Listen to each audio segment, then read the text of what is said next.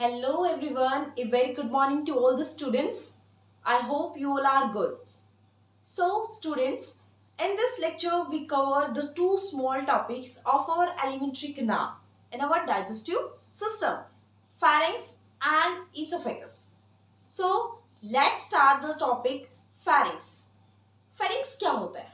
Basically आप सबने नाम तो सुना ही होगा pharynx क्या होता है? एक फनल शेप्ड स्ट्रक्चर होता है जो कि कॉमन पासेस होता है आपकी डाइजेस्टिव सिस्टम और आपके रेस्पिरेटरी सिस्टम के। आपकी जो डाइजेस्टिव ट्यूब आती है और आपकी रेस्पिरेटरी ट्यूब है, उन दोनों का जो कॉमन पासेस बोल सकते हैं। फॉर एग्जांपल हम बना सकते हैं फिर कुछ इस तरीके से। आपका एक कॉमन पासेज जो आता है, ये जो कॉमन पासेस है, ये जो पोर्शन है, इसे हम क्या बोल सकते हैं? फेरिंक्स बोल सकते हैं। यहां से आपके अपर पोर्शन से आपकी नेजल कैविटी है एंड लोअर पोर्शन से आपकी बकल कैविटी है।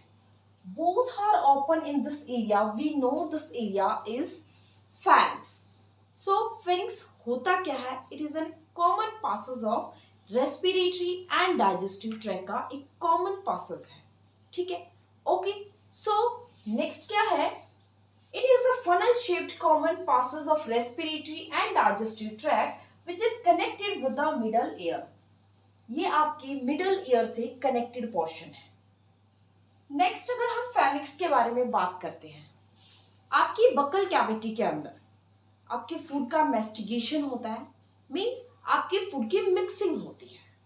अब आपकी बकल कैविटी के अंदर फेनिक्स के अंदर आने से पहले फूड की जो मेस्टिगेशन प्रोसेस होता है वो क्या होता है? स्टॉप हो जाता है। एट द एंड ऑफ मेस्टिगेशन के एंड पे आपका फूड फेरिंक्स के अंदर जब एंटर करता है तो जो फूड की फॉर्म होती है, the form is known as bolus. उस फूड की फॉर्म को क्या हम बोलेंगे? Bolus. The masticated food enters in the pharynx in the form of bolus. Okay, अब हमारा फूड फेरिंक्स के अंदर एंटर करता है बोलस की फॉर्म के अंदर।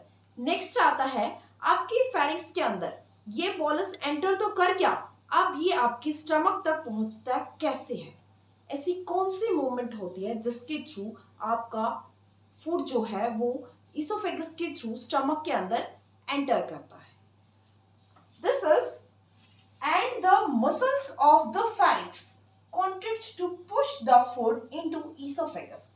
आपकी जो फेरिंक्स की मसल्स होती हैं वो कॉन्ट्रैक्ट करती हैं। Okay, this type of contraction जो होता है वो क्या करता है? आपकी फूड को पुश करता है। और the act of pushing of food into the oesophagus called swelling. जो आपके ये जो फूड को धक्का लगाना होता है ना इसोफेगस के अंदर, आपकी फेरिंक्स से फूड इसोफेगस के अंदर जब एंटर करता है by the contraction of the pharynx muscles के कॉन्ट्रैक्शन की वजह से, तो स्टूडेंट इस टाइप के पुशिंग को हम क्या बोलते हैं? स्वेलिंग, या फिर क्या बोलते हैं? डिग्लूटेशन। क्या बोलते हैं? डिग्लूटेशन। मोस्ट ऑफ टाइम क्वेश्चन पूछ लेते हैं कि व्हाट इज डिग्लूटेशन या डिग्लूटेशन होता क्या है? क्या होता है? The act of pushing of food into the oesophagus from the pharynx muscles. जब फेरिंक्स मसल्स कॉन्ट्रैक्ट होती हैं उस टाइम जो फूड को धक्का लगता है कि वो इसोफेगस के अंदर आए, इस टाइप के एक्ट को हम क्या बोलते हैं? स्वेलिंग, या फिर बोल सकते हैं निगलना। हिंदी में क्या बोलते हैं? निगलना। हम आम लैंग्वेज के अंदर कॉमनली बोलते हैं ना, निगल लेते हैं। वो निगलना क्या होता है? आपकी स्वेलिंग या deglutition. Okay, this is all about our pharynx. Now start the oesophagus. अभी हमने फेरिंक्स कंप्लीट किया। फेरिंक्स को हमने बोला it is a common passes of respiratory and digestive system. ये हमारी रेस्पिरेटरी और डाइजेस्टिव सिस्टम का कॉमन पासेस होता है। जब फूड हमारी डाइजेस्टिव सिस्टम के अंदर एंटर करता है, मींस जब हमने फूड को निगल लिया, स्वेल कर लिया, उस टाइम फूड जो होता है हमारा इसोफेगस के अंदर एंटर करता है। इसीलिए जब फूड इसोफेगस के अंदर एंटर करता है, that's why the oesophagus is known as food pipe. Okay, जब आपकी फेरिंक्स से एयर एंटर करती है आपकी ट्रेकिया के अंदर, तो हम ट्रेकिया को बोलते हैं विंड पाइप। और जब इसोफेगस से फूड आपकी फेरिंक्स से आपका फूड जो है इसोफेगस के अंदर एंटर करता है, तो इसोफेगस को हम क्या बोलते हैं? Food pipe. So oesophagus is also known as a food pipe. अगर हम सिंपल मीनिंग में ईसोफेगस का मतलब समझते हैं, मीनिंग समझते हैं, सो ईसोफेगस एक लॉन्ग मस्कुलर ट्यूब है एलिमेंट्री कैनाल की, जिसके अंदर आपकी फूड का मूवमेंट होता है फेरेनिक्स से स्टमक तक। सो ईसोफेगस जनरली क्या होती है, आपकी फेरेनिक्स को स्टमक से कनेक्ट करने का काम करती है। सो it is the narrow muscular tubular part of alimentary canal that connect pharynx with stomach। ये आपकी pharynx को stomach से कनेक्ट करने का काम करते हैं कौन, ईसोफेगस। अच्छा, मैंने बताया एक ट्यूबुलर पार्ट है हमारी एलिमेंट्री कैनाल का, ट्यूब लाइक पार्ट है। सो इसकी लेंथ कितनी होती है, it is about of 25 centimetre. कितनी होती है, it is about of 25 centimetre. आपकी ईसोफेगस की लेंथ होती है 25 सेंटीमीटर।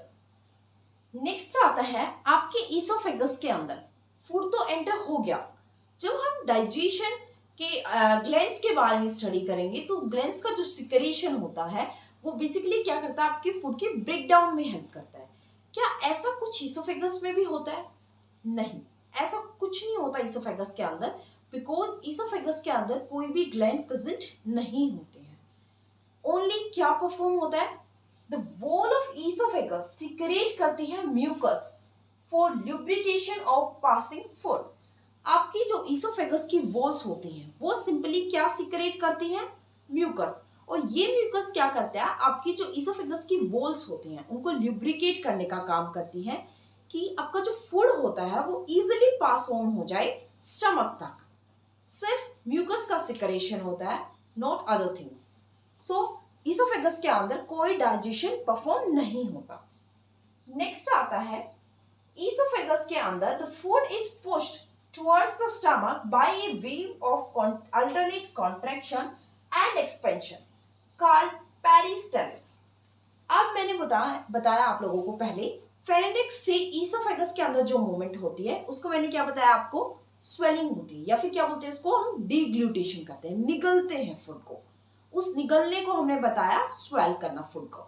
अब आता है आपकी फेरेनिक्स से अब स्टमक तक फूड को पहुंचाना है, तो उस वहां भी कोई मूवमेंट होती होगी। उस मूवमेंट को हमने क्या बोला, पेरिस्टालिस मूवमेंट।